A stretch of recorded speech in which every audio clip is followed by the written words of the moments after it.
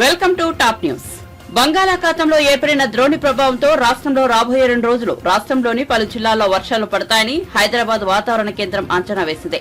ఉత్తర తెలంగాణ జిల్లాలో వర్షాలకు ఎక్కువ ఆసారం ఉన్నదని, ఆదిలాబాద్, కొమరంభీం, ఆసిఫాబాద్, నిజామాబాద్, మంచిర్యాల, నిర్మల్ జిల్లాలో మోస్తరు వర్షాలు పడొచ్చని తెలిపింది. ఈ మేరకు ఆయా జిల్లాలకు అధికారులు ఎల్లో అలర్ట్ జారీ చేశారు. ఉరుములు, మెరుపులు, ఈదురుగాలులతో పాటు పిడుగులు పడే ప్రమాదం ఉన్నదని, ప్రజలు జాగ్రత్తగా ఉండాలని ఐఎండీ హెచ్చరించింది.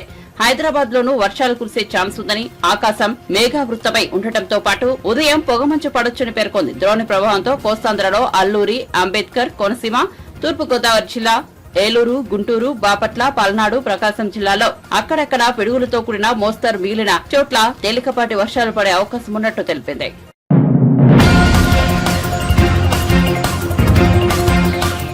లోక్ సత్తా పార్టీ వ్యవస్థాపక అధ్యక్షుడు జయప్రకాష్ నారాయణ కీలక నిర్ణయం తీసుకున్నారు. ఏపీ ఎన్నికల్లో టీడీపీ, జనసేన, బీజేపీ కూటమికి మద్దతు ఇస్తున్నట్టు ప్రకటించారు. ఏపీ ఎన్నికల్లో తాము ఎన్డీఏ కూటమి వైపే ఉన్నామని పేర్కొన్నారు. ఏపీలో కొనసాగుతున్న అరాచక పాలనను అడ్డుకోవాల్సిన అవసరం ఉందని, ప్రజాస్వామ్యవాదులు ఏకమవ్వాలని పిలుపునిచ్చారు. రాష్ట్రంలో కులాల మధ్య పోరాటం జరుగుతోందని, రెడ్డి సామాజిక వర్గం వైసీపీ వైపు ఉంటే కమ్మ, కాపులు ప్రతిపక్ష పార్టీల వైపు ఉన్నారని జేపీ విశ్లేషించారు. సంక్షేమమే పాలన అనుకుని ఇష్టం వచ్చినట్లు అప్పులు చేస్తే రాష్ట్రం దివాలా తీస్తుందని హెచ్చరించారు. అభివృద్ధి చేస్తేనే పాలన అని స్పష్టం చేశారు. ఉత్తరప్రదేశ్ ఈ రెవెన్యూ మిగులు అంటే వాళ్ళకి వచ్చిన పన్నుల ఆదాయము, వాళ్ళు పెట్టే ఖర్చు, రోజువారీ ఖర్చు, సంక్షేమంతో కలిపి జీతభత్యాలు, వడ్డీలు, సంక్షేమంతో కలిపి ఇది పోగా 74,000 కోట్ల రూపాయల మిగులు చూపెడుతున్నారు. 74,000 కోట్ల రూపాయల మిగులు. ప్రజల ఆదరణ తక్కువైందా? ప్రజల ముందు అపారమైన ఆదరణ పొందుతున్నారు.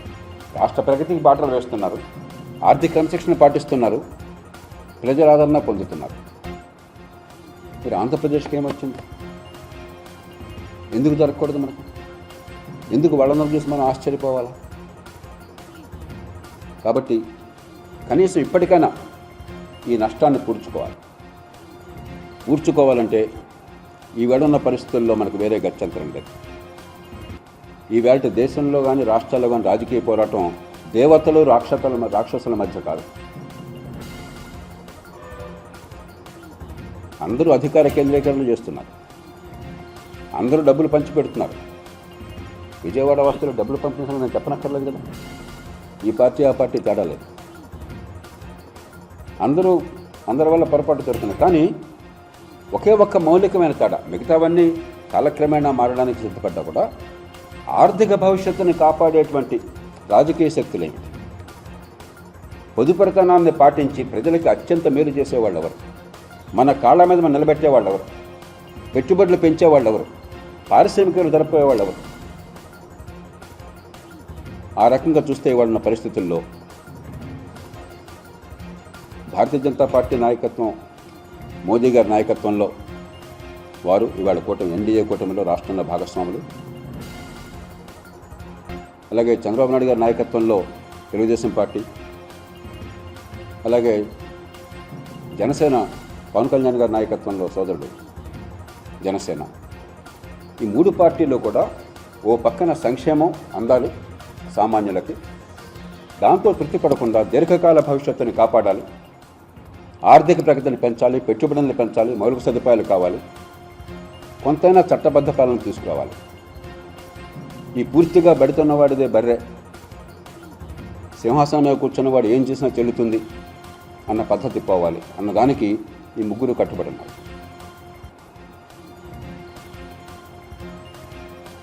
వారి ఆలోచనని ఆహ్వానిస్తున్నాం, వారికి మద్దతు ప్రకటిస్తున్నాం. ఈ కారణాలుగా రాష్ట్రంలో అందరినీ కోరుతున్నాను,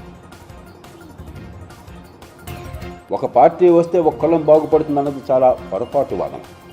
మనలో ఉన్నటువంటి ఈ సాంప్రదాయంగా ఉన్నటువంటి ఆలోచనలను అవకాశంగా తీసుకుని, బలహీనతను ఆసరాగా తీసుకుని, మన జీవితాల గురించి మనకు అవగాహన లేకుండా చేసి అన్నీ కప్పెట్టేసి ఈ పార్టీ వస్తే ఈ కులం బాగుపడుతుంది, ఏ పార్టీ వస్తే ఏ కులము బాగుపడుతుంది. నేను ఖచ్చితంగా బస్తీ మీద సవాల్ చేస్తున్నాను. ఏ పార్టీ వచ్చినా ఏ కులము పూర్తిగా బాగుపడదు. ఆ కులంలో కొందరు బడా కాంట్రాక్టర్లకో, కొందరు అధికారులకో, మరికొందరికో కొంచెం అధికారం ఉన్న వాళ్ళతో చనువు ఉండొచ్చు, లాభ నష్టాలు వాళ్ళకు ఉండొచ్చు.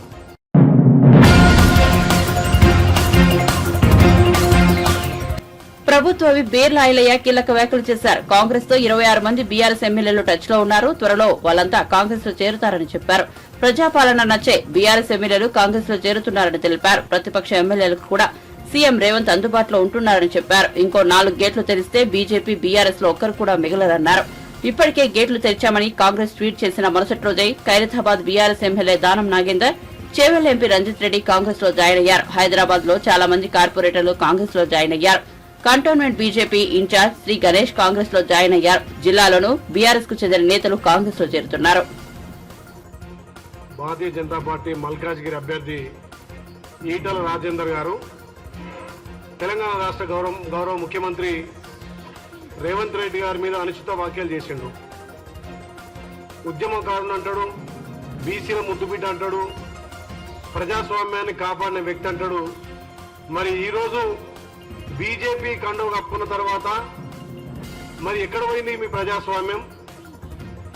ఒక రాష్ట్ర గౌరవ ముఖ్యమంత్రి రేవంత్ రెడ్డి గారిని పిట్టదొరని సంబోధించడం నీకెంతవరకు సమంజసమని చెప్పి కాంగ్రెస్ పార్టీ డిమాండ్ చేస్తా ఉంది. గతంలో కేసీఆర్ నిన్ను అర్ధాంతరంగా పార్టీ నుంచి మెడలు పట్టి నూకినప్పుడు తురుంకాన్ గుర్తురాలు రానికు ఇవాళ కేసీఆర్ మళ్ళీ నీకు తురుంకాన్ అయిందా? గౌరవ ముఖ్యమంత్రి తెలంగాణ ప్రజలు ప్రజాపాలన కోసం మెజార్టీ ఇచ్చి గెలిపిస్తే రేవంత్ రెడ్డి గారిని అనుచిత వ్యాఖ్యలు చేసి మీరు ఉచిత హామీలు ఇచ్చిరని చెప్పి, మీరు ప్రజాస్వామ్యాన్ని కూని చేస్తున్నారని చెప్పి, ఏదైతే గత పాలకులు పట్టిన గతి మీకే పడుతుందని చెప్పి శాపనార్థులు పెడుతున్నటువంటి ఈటల రాజేందర్ గారు గతంలో గౌరవ కేసీఆర్ మాజీ ముఖ్యమంత్రి కేసీఆర్ మరి రుణమాఫీ చేయనప్పుడు ఎక్కడ పోయింది? ఇలా మా ముఖ్యమంత్రి 2 లక్షల రుణమాఫీ చేస్తా అని చెప్పిండు. 100 రోజుల్లోనే 90% ఇచ్చిన హామీలను అమలు చేసిన ఘనత రాష్ట్ర ముఖ్యమంత్రి రేవంత్ రెడ్డి గారికి దక్కింది. ఇలా ప్రజాస్వామ్యాన్ని కాపాడి ప్రజాస్వామ్య బద్దంగా అధికారంలోకి వచ్చినటువంటి రేవంత్ రెడ్డి గారి మీద ఈ విధంగా మాట్లాడితే ఇలా బీసీలంతా కూడా తలదించుకునేటట్టు చేస్తున్నాం. గతంలో బీసీ ముఖ్యమంత్రి అని చెప్పి ప్రగల్భాలు పలికి మళ్ళీ దొరగడిల నుంచి బయటకు వచ్చిన తర్వాత బీజేపీ కండవ కప్పుకొని బీజేపీ పార్టీ కేంద్రంలో అధికారం నుండి ఎన్నో రాష్ట్రాల ఫోన్ ట్యాపింగ్ చేసి ఇలా పశ్చిమ బెంగాల్ ముఖ్యమంత్రి మమతా బెనర్జీని ఎన్ని ఇబ్బందులు పెట్టింది దేశం చూస్తలేరా? ఇలా మేం ఫోన్ ట్యాపింగ్ చేసామంటున్నారు. మరి గతంలో కేసీఆర్ తో దోస్తం చేసినప్పుడు మీ పార్టీ మంత్రుల ఎమ్మెల్యేలు ఫోన్ ట్యాపింగ్ చేసి మీ ఎమ్మెల్యే మీద మీకే నమ్మకం లేకుండా ఫోన్ ట్యాపింగ్ చేస్తే ఇలా కనీసం ఒక సిఐ స్థాయి వ్యక్తికి డిఎస్పీ ప్రమోషన్ ఇచ్చి ప్రతిపక్షాల ఫోన్లను అధికారం ఉన్న మీ ఎమ్మెల్యేలను ఫోన్ ట్యాపింగ్ చేసింది బీజేపీ టీఆర్ఎస్ ప్రభుత్వం 2 కాదా? ఇలా ఒక్కొక్కటి నిజాలు బయట పెడితే మీరు మీ తలకాయ ఎక్కడ పెట్టుకుంటారు?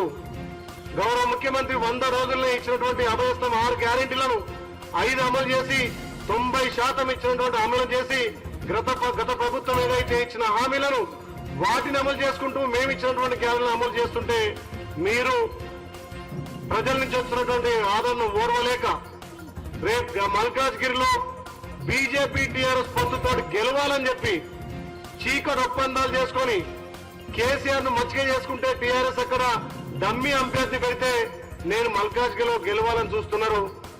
గతంలో మల్కాజ్గిరిలో భారీ మెజార్టీ తోటి రేవంత్ రెడ్డిని గెలిపిస్తే ఇవాళ అక్కడ మా కార్యకర్తను పెట్టినా మల్కాజ్గిరి భారీ మెజార్టీలు గెలవబోతుంది.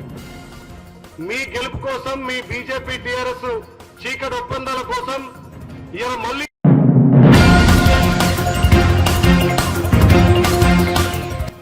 జగన్ అరాచక పాలనతో ఏపీ బ్రాండ్ దెబ్బతిందని, జేటాక్స్ కక్షపూరిత విధానాల కారణంగా రాష్ట్రానికి ఆదాయం సమకూర్చే అమర్రాజా వంటి పరిశ్రమలు పొరుగు రాష్ట్రాలకు తరలి వెళ్లాయని టీడీపీ నేత నారా లోకేష్ ఆవేదన వ్యక్తం చేశారు. ఎన్నికల ప్రచారంలో భాగంగా మంగళగిరి నియోజకవర్గం కుంచనపల్లి అపర్ణ అపార్ట్మెంట్ లో బ్రేక్ఫాస్ట్ విత్ లోకేష్ కార్యక్రమంలో అక్కడ ప్రజలను కలుసుకున్నారు. ఈ సందర్భంగా లోకేష్ మాట్లాడుతూ 2014లో రాష్ట్ర విభజన తర్వాత కనీసం నిలవ నీడ కూడా లేని ఏపీకి ముఖ్యమంత్రిగా బాధ్యతలు చేపట్టిన చంద్రబాబు నాయుడు అహోరాత్రులు శ్రమించి గుజరాత్, కర్ణాటక, మహారాష్ట్ర వంటి అభివృద్ది చెందిన రాష్ట్రాలకు దీటుగా తీర్చిదిద్దారు. ఒక్క ఛాన్స్ మాయలో పడి జగన్ ను గెలిపించినందుకు నేడు 5 కోట్ల మంది ప్రజలు మూల్యం చెల్లించుకోవాల్సి వస్తోందన్నారు. 2019లో ప్రజావేదిక కూల్చివేతతో ప్రారంభమైన విధ్వంసం ఇప్పటికీ కొనసాగుతూనే ఉందన్నారు. దాని తర్వాత దానికి మొత్తం మన హౌసింగ్ ఇవన్నీ కూడా we wanted to bring everything. ఒక్కొక్క కంపెనీ వెతుక్కుంటే వెళ్ళాం. We want to bring the entire ecosystem within 100 kilometers. So that cost of doing business will be low. So అట్లా ఒక్కొక్క ప్రాంతానికి ఒక్కొక్క ప్రాధాన్యత ఇచ్చి అది మేము పుష్ చేస్తాం. And that is something that we will continue to do. We will create jobs. మీరు చూస్తే మేము ఇచ్చిన 6 హామీల మొదటి హామీ 20 లక్షల ఉద్యోగాలు కల్పిస్తాం. 20 lakh జాబ్స్. 20 లక్షల ఉద్యోగాలు కానీ మనం చేయగలిగితే ఆంధ్ర రాష్ట్ర ఎకానమీ 2.5 times గ్రో అవుతుంది. So it is both in the private, government and self employ. We're quite serious about creating only jobs. ఇంకా నిన్న కూడా రాత్రి కూడా నేను కేఎల్రావు కాలనీలో మాట్లాడాను. పేదవాళ్ళు ఎక్కువ మంది ఉంటారు అక్కడ. వాళ్ళందరూ ఒకటే చెప్పారు, మేము లక్షలు ఖర్చు పెట్టాం, పిల్లల్ని చదివించాం ఉద్యోగాలు. ఒక మహిళ కూడా వచ్చి నాకు చెప్పింది, మావాడు బీటెక్ మెకానికల్ చేశాడు, ఎక్కడ ఉద్యోగాలు లేవు, ఎతుకుతున్నాడు. ప్రతి ఇంట్లో ఒకడు ఉన్నాడు రుచి. So we need to provide massive opportunities for that. అది కూడా మన రాష్ట్రంలోనే చేయాల్సిన అవసరం ఉంది. ప్రత్యేకంగా మంగళగిరికి వచ్చే గల కొన్ని ట్రస్ట్ ఏరియాస్ మేము ఎంచుకున్నాం. ఆ ట్రస్ట్ ఏరియాస్ భాగంగా we will definitely take that. దాంట్లో ఎలాంటి సందేహం లేదు. వ్యవసాయ రంగంతో మేము ఆనాడు మొదలు పెట్టామండి పాలసీ ఫ్రేమ్వర్క్. అది కింద వరకు ఇంకా అన్ని ప్రాంతాలకి రాలా. రాయలసీమలో ఈరోజు అరటి ఈ స్థాయికి వచ్చిందంటే దానికి కారణం చంద్రబాబు నాయుడు. అరటి రైతులు చాలా బాగుపడ్డారు. నేను రాయలసీమ ప్రాంతం మొత్తం నడిచిన తర్వాత నాకు ఒక క్లారిటీ వచ్చింది, మామిడి పెద్ద ఎత్తున మనం ప్రమోట్ చేయొచ్చు. కానీ మామిడి కేవలం మన వెరైటీస్ కాదు, ప్రపంచానికి కావాల్సిన వెరైటీస్ మనం వేయాలి. మన ఆలోచన ఎప్పుడేంటంటే మన వెరైటీస్ మనకు ఉంటాయి, మన వెరైటీస్ వేద్దామని. దాంతోపాటు ఇతర దేశాలకి ఏం వెరైటీస్ కావాలో అది ఎంచుకుని అది వేయాలి. అట్లా ఒక్కొక్కటి we have to take. Date ఉంది ఖర్జూర్కాయ, హ్యూజ్ పొటెన్షియల్. నేను పాదయాత్రలో అనేక పొలాల్లో చూశాను, కానీ మొక్క చాలా ఖరీదైంది. సో అది government should create research station. So అట్లా కొన్ని ప్రాంతాల్లో కొన్ని ట్రస్ట్ ఏరియాస్, ఇక్కడ మామిడి హబ్ చేద్దాం, ఇక్కడ ఖర్జూర్కాయ చేద్దాం, ఇట్లా చేసి we need to create the entire eco system. అంటే పరిశ్రమలు తీసుకురావాలి, ప్రైమరీ ప్రాసెసింగ్, రీసెర్చ్ స్టేషన్స్ తీసుకురావాలి, పీరియాడిక్ సాయిల్ టెస్టింగ్ చేయించుకోవాలి, ఇరిగేషన్ పకడ్బందీగా చేయాలి. ఇదంతా ఇంక్లూజివ్గా చేస్తేనే సక్సెస్ వస్తుంది. And that is something we want to do in agriculture. We have to do it very systematically, very inclusive. ఉభయ గోదావరి జిల్లాకు వచ్చి గల పామ్ ఆయిల్ ఇస్ బిగ్, కానీ పామ్ ఆయిల్ రైతులు కూడా ఒక సంక్షోభంలో ఉన్నారు కదా. బట్ ఇంకో పక్కన మన పామ్ ఆయిల్ ఇంపోర్ట్ చేసుకుంటాం. సో సపోర్ట్స్ మన అంటే కేంద్రంలో regulations are not correct. So inflation వచ్చే గల ఇంపోర్ట్ డ్యూటీ విపరీతంగా తగ్గించేస్తుంది. బట్ ఇన్ఫ్లేషన్ కంట్రోల్కి వచ్చే గల we're not able to increase import duty. దానివల్ల డొమెస్టిక్ పామ్ ఆయిల్ ప్రొడక్షన్ దెబ్బతింటుంది. సో అన్నతో నేను మాట్లాడతాను, we'll have to work.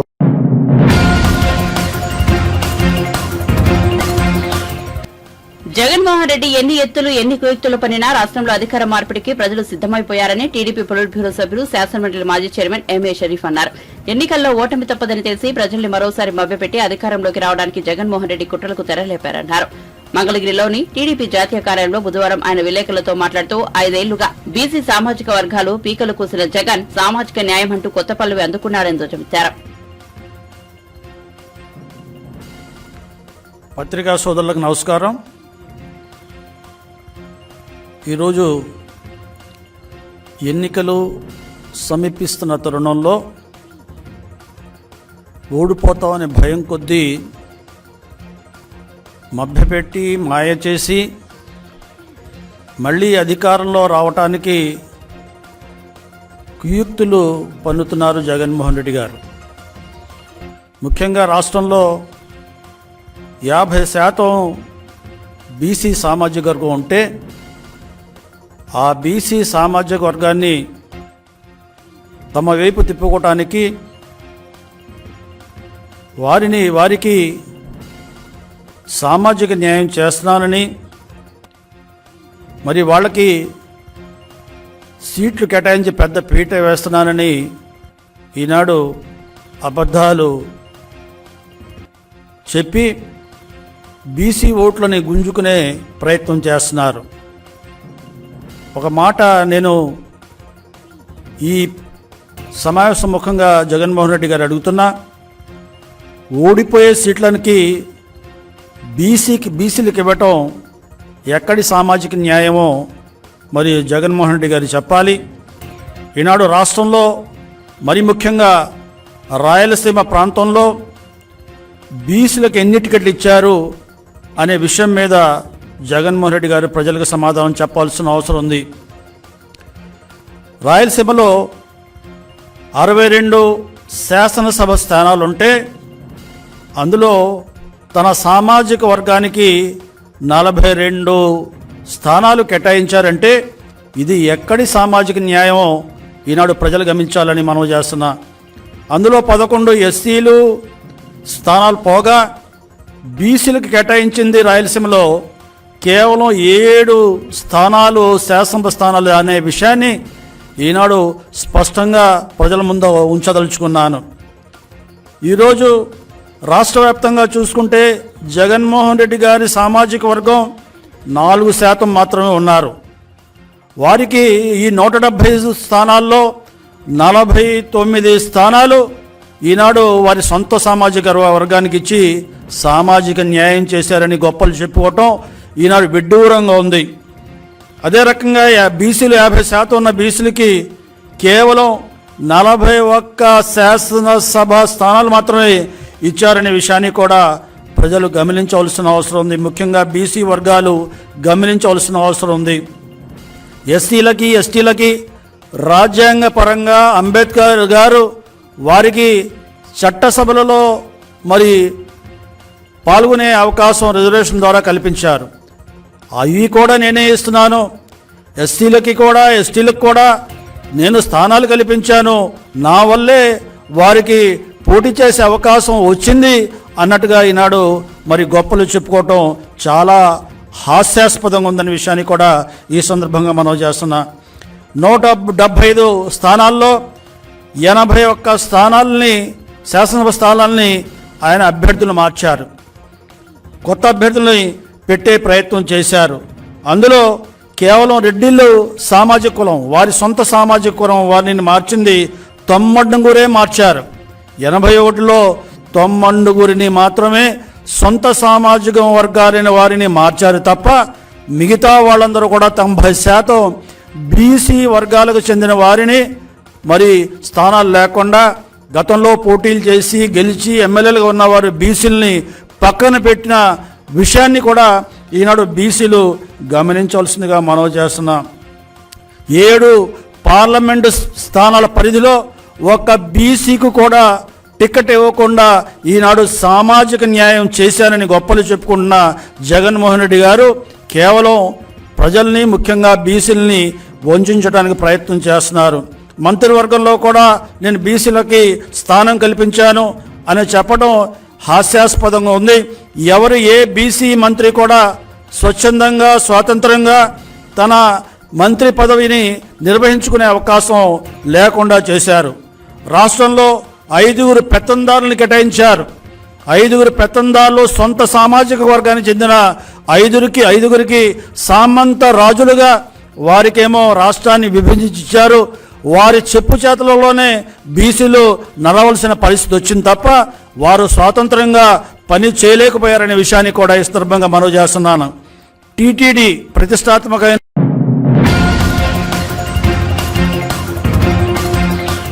Vangaveeti Radha రాజకీయ భవిష్యత్తుపై రోజుకో వార్త వస్తున్న నేపథ్యంలో ఆయన సోదరుడు వంగవీటి నరేంద్ర వైసీపీ తీర్థం పుచ్చుకున్నారు. సీఎం జగన్ సమక్షంలో వైసీపీలో చేరారు. తాడేపల్లి క్యాంపు కార్యాలయంలో జరిగిన కార్యక్రమంలో వంగవీటి నరేంద్రకు సీఎం జగన్ వైసీపీ కండువా కప్పారు. పార్టీలోకి సాదర స్వాగతం పలికారు. ఈ సందర్భంగా వంగవీటి నరేంద్ర మాట్లాడుతూ తాను బీజేపీ నుంచి బయటకు వచ్చేస్తారని వెల్లడించారు. ఎంపీ మిథున్ రెడ్డితో చర్చించిన అనంతరం వైసీపీలో చేరాలని నిర్ణయించుకున్నారని తెలిపారు. వైఎస్సార్ కుటుంబానికి, తమ కుటుంబానికి మంచి సంబంధాలు ఉన్నాయని నరేంద్ర పేర్కొన్నారు. తమ 2 కుటుంబాలది 4 దశాబ్దాల అనుబంధమని చెప్పారు. మిథున్ రెడ్డి గారితో మాట్లాడి వైఎస్ఆర్ కాంగ్రెస్ పార్టీలో జగన్మోహన్ రెడ్డి గారి సమక్షంలో చేరడం జరిగింది.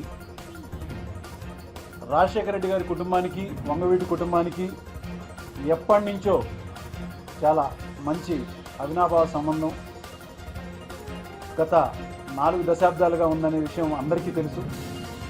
అయితే మా కుటుంబంలో ఎప్పటి నుంచో వైఎస్ఆర్ కాంగ్రెస్ పార్టీలో ఉన్నటువంటి నా తమ్ముడు రాధా కిందసారి చేసినటువంటి ఒక తప్పు రాష్ట్ర సంక్షేమం కోసం ఏ ప్రభుత్వం అయితే పనిచేస్తుందో దాంతో ముందుకెళ్లాలనే ఉద్దేశంతోనే ఏ కూటమైతే ప్రజల కోసం అని చెప్పని పెట్టుకున్నారో దాన్ని విభేదించి భారతీయ జనతా పార్టీ నుంచి బయటికి రావటం, వైఎస్ఆర్ కాంగ్రెస్ పార్టీలో చేరటం అనేది ఇవాళ జరిగింది. ఎందుకంటే ఈ కూటమిలో జరుగుతున్నటువంటిది ప్రజల కోసం కాదు, వాళ్ళ యొక్క స్వార్థం కోసం అనేది అది ప్రజలకి పూర్తిగా తెలియచేయాలని చెప్పనేది కూడా నా యొక్క ఆకాంక్ష. చంద్రబాబు నాయుడు అనే ఆయన ఎప్పుడూ కూడా మాకు పూర్తి స్థాయి తెలుగుదేశం పార్టీ అనేది వంగవీటి కుటుంబానికి ఎప్పుడు కూడా ఒక బద్ధశత్రువు లాంటిది. ఎందుకంటే అందరికీ తెలుసు, స్వర్గీయ వంగవీటి మోహన్ రంగా గారిని నడి రోడ్డు మీద ఒక ప్రజాప్రతినిధిని ఆ రోజు సత్యాగ్రహం చేస్తుంటే అతి దారుణంగా చంపారు. దాని తర్వాత దాన్ని సిబిఐకి అప్పగించే విషయంలోనే కానీ, ఆ కేసును ముందుకు తీసుకెళ్లే విషయంలోనే కానీ, ఆ సాక్షి ఆ యొక్క శిక్ష పడే విషయంలో కానీ, ఎవరైతే చేసినటువంటి వాళ్ళందరినీ కూడా శిక్ష పడే విషయంలో కూడా పూర్తిగా అధికారాన్ని అడ్డుపెట్టి తప్పించారనే విషయం అందరికీ తెలుసు. ఎప్పటి నుంచో పోరాటం చేస్తూనే ఉన్నాం. అలానే దాన్ని ఎదుర్కోవడానికి మేము చేసిన ప్రయత్నం కూడా ఎప్పుడు విఫలమవుతూనే వచ్చింది. కానీ ఇవాళ మేము ప్రజల దృష్టిలో ఆలోచిస్తే ఇవాళ భారతీయ జనతా పార్టీ కూడా తీసుకున్నటువంటి నిర్ణయం చాలా బాధాకరంగా అనిపించింది. ఎవరైతే ప్రజల దృష్టిలో ఆలోచిస్తారో వాళ్ళు మాత్రం తప్పనిసరిగా ఈ కూటమిని మాత్రం ఎప్పుడూ కూడా ఒప్పుకోరని చెప్పని చాలా స్పష్టంగా చెప్పచ్చు. ఎప్పుడు తెలుగుదేశం పార్టీ ప్రజల కోసం ఎప్పుడు పనిచేయలేదు. ఒక సామాజిక వర్గం కోసమో లేదా ఆ పార్టీలో ఉన్న వ్యక్తుల కోసమో వాళ్ళ స్వలాభాల కోసం పనిచేసింది కానీ ఎక్కడా కూడా సంక్షేమం దృష్టిలో లేదు. చేస్తే వాళ్ళు డెవలప్మెంట్ అనేది ఏదైనా చేస్తే వాళ్ళ స్థలాలు, వాళ్ళ ఏరియాలు ఇవన్నీ కూడా ఒక రియల్ ఎస్టేట్ పరంగా పెంచుకున్నారు. కానీ ప్రజలు పేదవాళ్ల యొక్క సంక్షేమం గురించి ఏదన్నా పక్కాగా ఆలోచించి ఏదన్నా ముందుకెళ్తున్నది ఏదన్నా ప్రభుత్వం ఉంది అంటే ఆంధ్ర రాష్ట్రంలో అది కేవలం వైఎస్ఆర్ కాంగ్రెస్ పార్టీ అనేది చాలా స్పష్టంగా ప్రజలందరికీ ఈ 5 సంవత్సరాల పాలనలో జగన్మోహన్ రెడ్డి గారు చేసినటువంటి అనేక సంక్షేమ కార్యక్రమాలు ప్రతి పేదవాడికి ఇంటింటికి మధ్యలో ఎవరు లేకుండా, దళారులు లేకుండా వాలంటీర్ల ద్వారా ప్రతి వృద్ధులకి రావాల్సినటువంటి పెన్షనే కానీ, రేషన్కి సంబంధించిన బియ్యమే కానీ ఇంటింటికి తలుపు కొట్టి అందే విధంగా చేస్తున్నటువంటి ఆ గొప్ప కార్యక్రమాన్ని ప్రజలందరూ కూడా హర్షిస్తున్నారు. రానున్న రోజుల్లో కూడా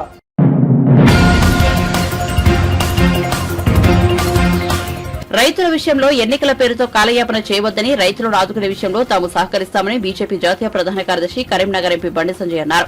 బుధవారం ఆయన సిరిసిల్లలో మీడియాతో మాట్లాడుతూ కేసీఆర్ ప్రభుత్వంలా కాంగ్రెస్ ప్రభుత్వం కూడా రైతులను మోసం చేయకూడదని హితవు పలికారు. పంట నష్టపోయిన రైతులను ప్రభుత్వం ఆదుకోవాలని విజ్ఞప్తి చేశారు. సిరిసిల్ల జిల్లా రైతులను ఆదుకోవాలన్నారు. రైతులు అప్పులు చేసి పంటలు వేశారని, చేతికి వచ్చే సమయానికి అకాల వర్షం కారణంగా నీట మునిగిందని వాపోయారు. తెలంగాణ రాష్ట్రంలో వివిధ ప్రాంతాల్లో రైతులు పంట నష్టం జరిగి ఇబ్బందులు గురవుతా ఉన్నారు. అంతకుముందు కూర్చున్నటువంటి వర్షాల వల్ల గంభీరావుపేట, తంగలపల్లి ప్రాంతంలో రైతులు ఇబ్బంది పడ్డారు, నష్టపోయారు. మొన్న కూర్చున్న వర్షాల వల్ల ఈ ముస్తాబాద్ ప్రాంతంతో పాటు సిరిసిల్లలో అనేక ప్రాంతాలు, తెలంగాణలో ఇతర ప్రాంతాల్లో కూడా రైతులు పంట నష్టం జరగడం వలన చాలా ఇబ్బంది పడుతూ ఉన్నారు. మనకు తెలుసు, రైతుల పరిస్థితి తెలుసు. పంట వేసేదాకా అప్పులు చేసి పంట వేయాలి. గతంలో నష్టపోయినటువంటి అప్పును తీర్చుకోవడానికి మాత్రమే రైతులు వ్యవసాయం చేసే పరిస్థితి వచ్చింది.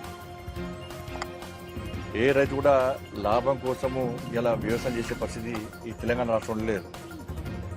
ఎందుకంటే రైతును ఆదుకోవాలనే ఆలోచన ప్రభుత్వాలకు, పాలకులు లేకపోవడం, తూతూ మంత్రంగా వాగ్దానాలు ఇచ్చి తప్పించుకోవడం.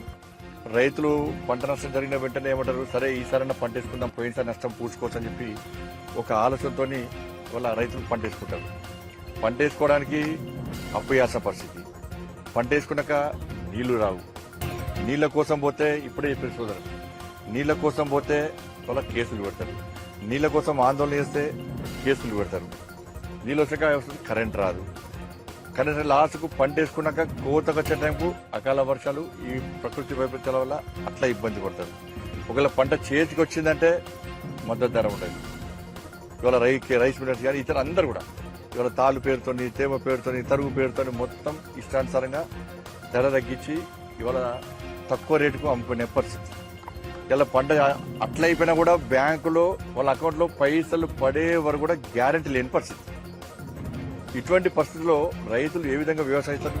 రాజకీయ పార్టీలు, ప్రభుత్వాలన్నీ కూడా రైతు లేనిదే రాజ్యం లేదు, రైతే వెన్నెముక, రైతు నడుచుకుంటేనే మంచిగుంటుంది, ఇది రైతు తెరిచినటువంటి రాజ్యం, ఎద్దేసినటువంటి వ్యవసాయం ఇది మంచిది కాదని చెప్పి అన్ని ప్రభుత్వాలు చెప్తారు, పాలకులు అందరూ చెప్తుంటారు, కానీ ఎవరు ఏం చేయరు. ఇవాళ ఆపదప్పుడు వచ్చి చూడడము పోవడం తప్ప ఇవాళ ఒక్కొక్క ఎకరానికి రైతు భరోసా పేరుతో 15,000 రూపాయలు ఇస్తున్నారు. కౌలు రైతులకు కూడా 15,000 రూపాయలు ఇస్తున్నారు. ఎంతమందికి వేసారు? ఇలా ఉపాధి కూలీలకు, ఇలా ఉపాధి దానికి వ్యవసాయ దాన్ని అనుసంధానం చేస్తున్నారు, చేసి 12,000 రూపాయలు ఇస్తున్నారు. ఎంతమంది ఉపాధి కూలీలకు 12,000 రూపాయలు ఇచ్చారు? ఇవాళ 500 రూపాయలు ఎకరానికి, క్వింటాలకు 500 రూపాయలు బోనస్ ఇస్తున్నారు. ఎంతమందికి ఇచ్చారు? సరే, ఇవన్నీ తర్వాత మాట్లాడుకుందాం. కనీసము ఇప్పుడన్నా ఈ నష్టపోయిన రైతులకు కనీసం ఎకరానికి ఎంత ఇస్తారో చెప్పండి. కనీసం వాళ్ళ ఒక్కొక్క ఎకరానికి 25,000 రూపాయలు పెట్టుబడి పెట్టేవాళ్ళు, పెట్టుబడి 25,000 రూపాయలు పెట్టారు. ఇలా ఒకరు గుర్తించాలి రైతాంగం. ఇవాళ ఇలా డిఏపి కానీ యూరియా కానీ మీకు ఒక్కొక్క బస్తా మీద నరేంద్ర మోడీ గారి ప్రభుత్వము సబ్సిడీ ఇస్తున్నది. నరేంద్ర మోడీ గారి ప్రభుత్వం ఆ సబ్సిడీ ఇవ్వకుంటే మీకు ఒక్కొక్క ఎకరానికి దాదాపు 20,000 కాదు 50,000 రూపాయలు పెట్టుబడి పెట్టాల్సి వస్తుంది. ఇలా నరేంద్ర మోడీ ప్రభుత్వం దాదాపు 20,000 రూపాయలు మీకు సబ్సిడీ రూపాయలు ఇస్తున్నది ఇవాళ. అందుకే 20,000 రూపాయలు 20,000 మాత్రమే పెట్టుబడి వస్తుంది, నష్టం జరుగుతున్నది. ఇలా నరేంద్ర మోడీ ప్రభుత్వం సబ్సిడీ కూడా 50,000 రూపాయలు పెట్టుబడి అవుతుంది, వాళ్ళ నష్టం 50,000 రూపాయలు నష్టం జరుగుతుంది ఇవాళ. కాబట్టి ప్రభుత్వం ఏం చేయాలి? గత ప్రభుత్వం లెక్కనే ఈ ప్రభుత్వం మీరు ఫసల్ బీమాను ఇంప్లిమెంట్ చేస్తారా, చేయరా? మళ్ళీ మీరు కూడా పంటల బీమా అని చెప్పి ఏదో కొత్త స్కీమ్ తీసుకొచ్చి టైం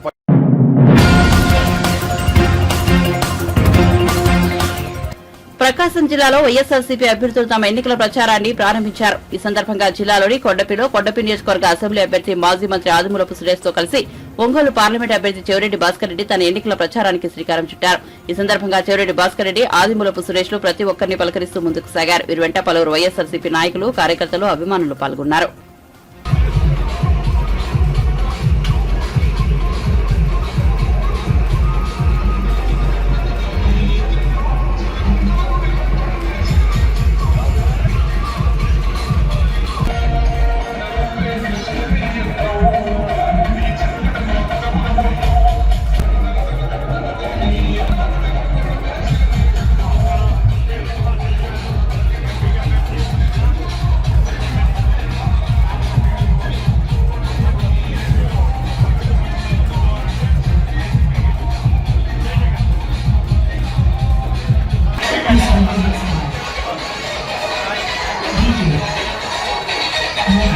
DJ. Thank you.